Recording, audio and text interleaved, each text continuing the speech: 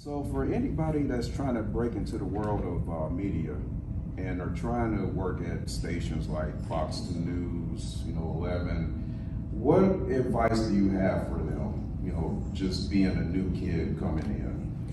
So one thing I would recommend, it's very rare these days. It's starting to become a little bit more prevalent only because, some of the other guests have mentioned how the media landscape has changed. And really the word that hasn't been mentioned yet are budgets. Budgets are dropping. So that means that they are paying less. If you're paying less, that means people who have more experience are not willing to work for that little money. So they are willing to bring in people who have a little less experience. However, places like Fox 2, chances are they are not going to hire you unless you worked somewhere else first. So even though I was working there as an engineer, they were not going to put me on air without a tape from somewhere else. So I worked at STL TV, which technically was my small market experience, like Paducah or Springfield, or because of the viewership, only the people within the city of St. Louis could see that channel. So I was able to make certain mistakes without it blowing up into a big viral moment. So I do recommend that you go somewhere that is like an STL TV, or you go to a smaller market so that you can learn some things, you can hone your craft, you can get some tips, and then go ahead and try to submit your resume for bigger markets. One of the things that I cannot stand that people say about Gayle King on CBS Mornings is, oh, she only got her job because she's Oprah's friend. If you look at her resume, she worked at all the smaller markets. She worked in Baltimore. She came up through the markets before she got up to network. They weren't gonna hire her just because she was Oprah's friend. She actually had a resume. So go ahead and work somewhere else in a smaller market, make your mistakes, learn some things, build some connections, get some coaching, and move up. Something else I recommend, invest in coaching. So I've had coaching on everything from how to anchor, how to speak, how to report. I've had coaching on how to build my resume, interview skills, invest in coaching.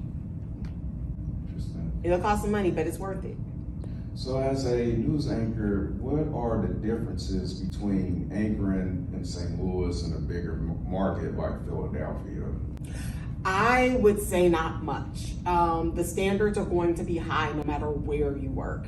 You may need to demonstrate in your interview that you know about that market that you're trying to go to. And as you move up in markets, maybe your news director may have higher standards for like how deep your voice is, how slowly you speak. But other than that, St. Louis has a ton of news, Philadelphia has a ton of news, and I feel like if you can be successful in St. Louis and you happen to be the type of person that they're looking for, market number 4, Philadelphia or New York, and there have been people who have worked in St. Louis and went to CNN. They didn't stop anywhere else. They went from St. Louis. It was Rochelle Carey, right, who worked at Channel 4, and she then jumped up to CNN.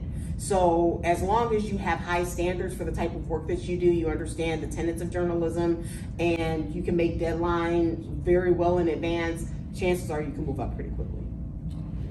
Interesting. So what is the toughest story that you ever covered? I remember, I'll never forget the first story I worked on in which a child died in a fire. Wow. What can you give us some details?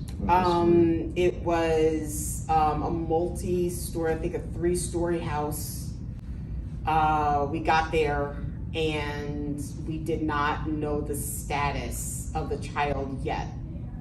And as we were out there, we learned that the child died. And then we found out that the fire may have started because a teenage relative was smoking in the basement.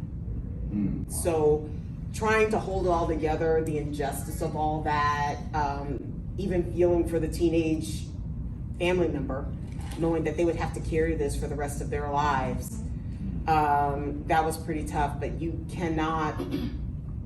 there's room for showing empathy on air, but you can't make the story about you. You have to, if you, and I have cried on air at times, but if you can, hold back the tears, deliver the news, show empathy, and make sure you center the victims of the story. And as a news anchor, how many hours, like on average, do you work? It's an 8-hour shift, eight to 9 hour shift. I go in at least 2 hours in advance. So when I was anchoring here in St. Louis and I was sitting at the desk delivering the news, I would go in more like 2.5 hours in advance. We have this online thing called a planner, and it has a list of all the stories that we're tracking. They may not air, but we're tracking for the day. And I would go through each one just to read whatever was in the planner. Actually, the prep started before that. So when I wake up, getting dressed, putting on my makeup, I would listen to the newscast from the night before because I work morning show. There are some people who do stay up to watch the nighttime newscast. I'm not one of them. So the beautiful thing about streaming now is they'll replay the previous night's newscast over and over and over again online. I'll watch that, find out whatever was covered, see what has potential to carry over to the next morning, go in, look at the planner, and then I would go ahead, read through all my scripts, make changes, because as you can tell, I speak really quickly, so that I could figure out what words I had to emphasize. Also see, because we're all human, so there may be mistakes in some of those stories, or I may have some wrong information myself that I'm like, oh, wait a minute, this is what really happened? It was 2 people shot instead of 3? Oh, okay, I'm sorry. And then that way, so I can sit down, deliver the news in as smooth and as accurate a way as possible. So the myth that people can just breeze in, sit down, and just start, no. That's what divas do, and it shows up on air. So as far as like you got the A-roll, B-roll and stuff, let's say you're doing a story, breaking news come in, how do you handle the switch and transition from like you're doing this script that you plan, and then now you're being told by producers that something else is coming up? Like, how do you handle that transition? It's extremely rare that you don't get a heads up. Extremely rare. So if you're a reporter, they're calling you, breaking you from whatever story you're working on and telling you, get over here, there was a shooting. And then they're texting you and they're emailing you while you're on the drive there. Sometimes you pick up the phone and you call them and you just try to remember what you can, or you pull over and you start writing things down. A lot of times when things start breaking as an anchor, you'll start to notice things are kind of off in the previous segment. So in the Central Visual and Performing Arts school shooting, I was doing a very fun, light segment, and I wasn't getting any cues to the end of that segment.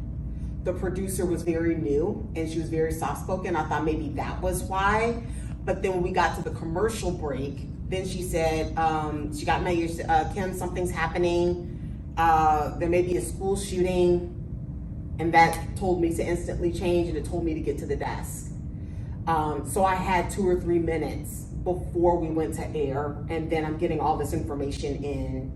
And then also I jumped on my laptop and I could see the stuff was starting to filter into the planner. So it's very rare that you don't get a heads up. So don't worry about it. Somebody's gonna give you a heads up if there's some breaking news, and they don't want you to go on air saying, okay, so news broke, I don't know what happened. They're gonna tell you at least a little bit what to say.